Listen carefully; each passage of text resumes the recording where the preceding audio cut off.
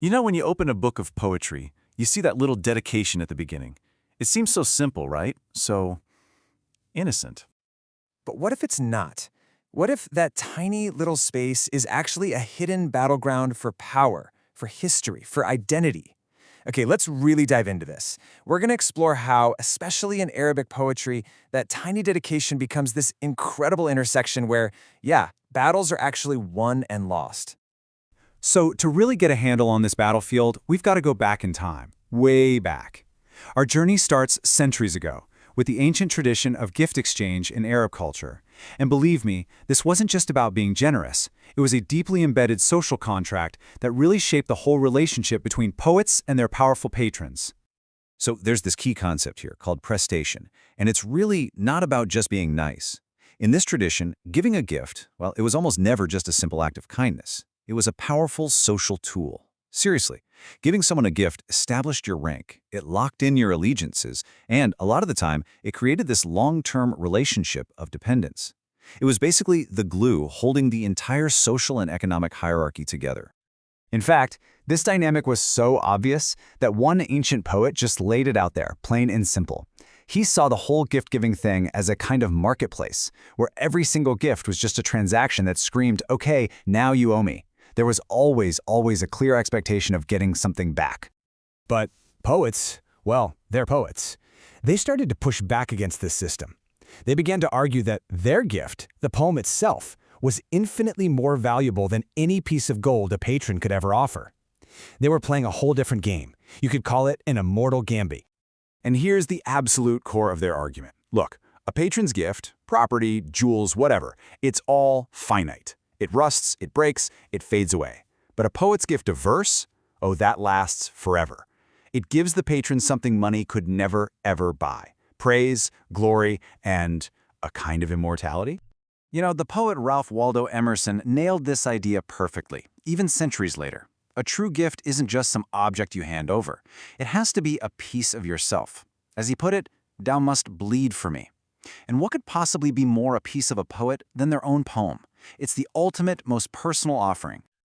All right, now let's jump forward to the 20th century. This is where the whole dynamic really gets a turbocharge. That simple dedication page, it transforms from a place of exchange into a space of, well, profound anxiety for modern Arab poets. The dedication page becomes what scholars call a liminal space, basically a threshold. It's a place of transition, of real uncertainty, where poets find themselves caught. They're stuck between tradition and modernity, between their home and the pain of exile, and between their own voice and all the voices of the poets who came before. And it's right there, on that threshold, that modern poets have to face a whole storm of anxieties. They're grappling with cultural displacement, a deep sense of personal loss, and that famous idea, the anxiety of influence, that is, the heavy, heavy presence of the great poets of the past, their literary ghosts.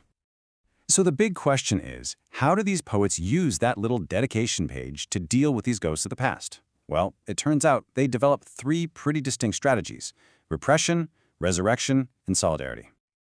Okay, first up is repression. And this one it's a subtle move, but wow, is it powerful. So let's take the poet al-Bayati. He writes this elegy for his rival, al-Sayyab. Now, on the surface, it looks like a really generous gift, right? A huge honor. But if you look closer, al-Bayati is using it to ever so subtly diminish his rival's legacy. He kind of frames his work as innocent, almost childlike, while positioning himself as the real, mature, revolutionary voice of the time. It's a brilliant and kind of sneaky move. The second strategy is resurrection. And this is fascinating. Here, a modern poet like Adonis literally brings a great ancestor, the classical master al-Mutanabi, back to life. By dedicating his work to him and weaving him into his poetry, Adonis is basically borrowing the authority and the prestige of this historical giant to validate his own modern project and to rewrite a history he feels has been completely distorted. And finally, we get to solidarity. And this is where a dedication becomes a genuine bridge. When the great Mahood Darwish dedicates a poem to his contemporary, Fadwa Tukan, it's not about competition at all. It's an act of joining forces. He's creating common ground, building on her work to forge a unified, shared voice of resistance. It's really powerful stuff. So, after peeling back all these layers of history, of power, of anxiety, What is a dedication really? What have we discovered? Well, it is so much more than a simple thank you note. It's a dynamic poetic intersection. It's the one tiny spot where all these huge forces, history, personal anxiety, political struggle, literary dialogue, all collide in one small, supercharged space. And for poets whose worlds are often so precarious, poets facing exile and displacement, this little space on a page becomes absolutely vital. It's where they can fight their most important battles for survival and for self-definition. And this, for me, is the most powerful idea of all. The dedication helps these poets build a textual homeland. Think about that.